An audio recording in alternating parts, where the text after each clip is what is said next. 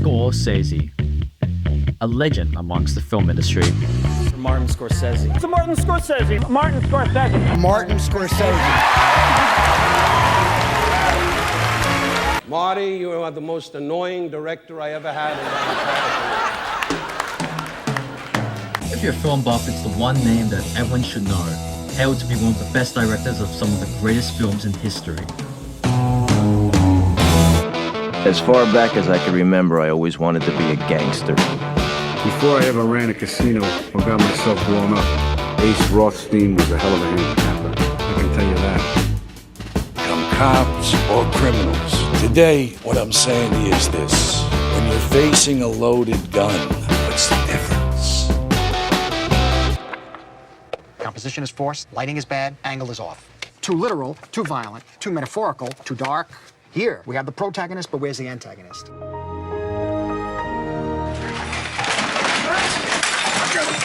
Wipe down this!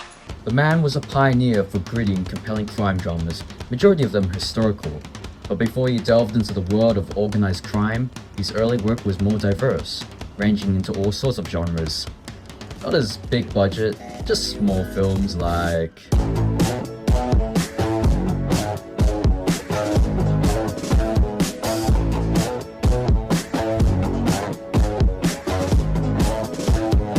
And within his catalogue of cinematic hits, Scorsese had made a film in 1985 called After Hours, probably the most obscure movie on his career apart from New York in his pre-Taxi Driver era, starring a guy who isn't De Niro DiCaprio, instead, a nobody? Let's rewind. The year was 1980, and he had released King of Comedy. Those who know, it's a fantastic comedy starring Robert De Niro as an ambitious comedian and a showman, trying to match up with the stardom of his idol, Jerry Lewis.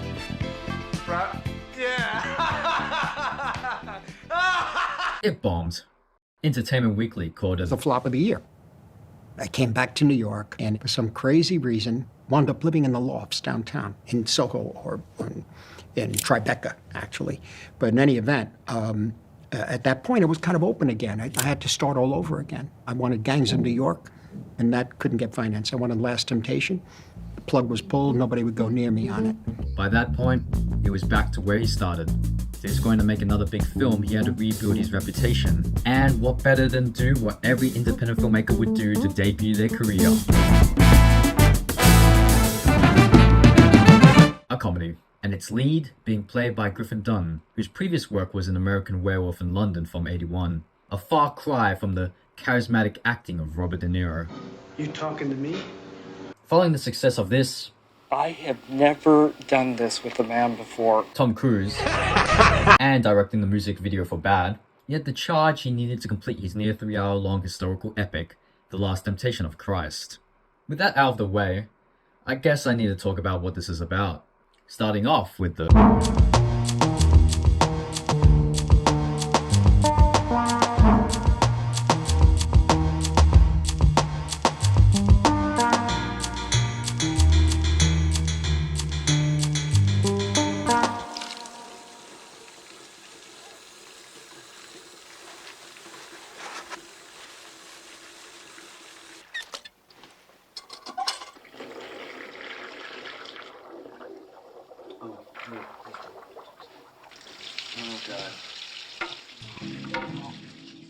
So, Dunn is Paul Hackett, basically every guy at 28. And then, he's into computers, I don't know, presses buttons. One night, he meets a girl at a cafe and has plans to get laid. But like Eyes Wide Shut, his quest for backfires into a bizarre nightmare where he becomes public enemy number one with the inhabitants living there. In his desperate journey to get back home, he encounters all sorts of shenanigans. The crazies, the criminals, the creatures, and also Scorsese. Its story delves into the theme of satirizing and subverting noir and romance genre with black comedy, and the film's chaotic yet charming story perfectly wraps everything up by the time the credits roll. Following a similar vibe to Taxi Driver. You know who lives there? Huh? No, I mean, you wouldn't know who lives there. I'm just saying. But you know who lives there? Huh? After Hours attempts to encapsulate the foreboding mysticism of, well, the After Hours. Say that again? both the beauty and the horror that's present within that world, the calmness and the violence. Overall, it's a chaotic yet surreal mess.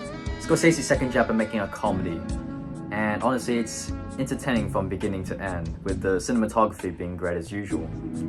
So if you're into a bizarre black comedy, I guess After Hours is the one for you, but honestly you should check out the rest of his filmography, especially the ones high at the start of this video, because they're all great. Concluding this film, I'm giving After Hours a 7.8 out of 10. I just want to ad-lib here in terms of my content. Hopefully I can put out a few more videos in the upcoming months, because just in the same quality as both this, but also as low quality as my Daredevil video for casual topics.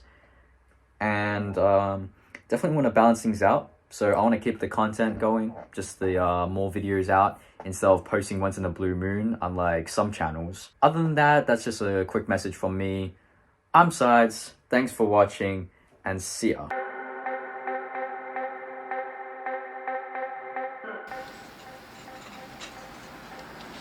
Give the check. It's on the house. Really? Sure, what the hell. Different rules apply when it gets this late, you know what I mean? It's like after hours.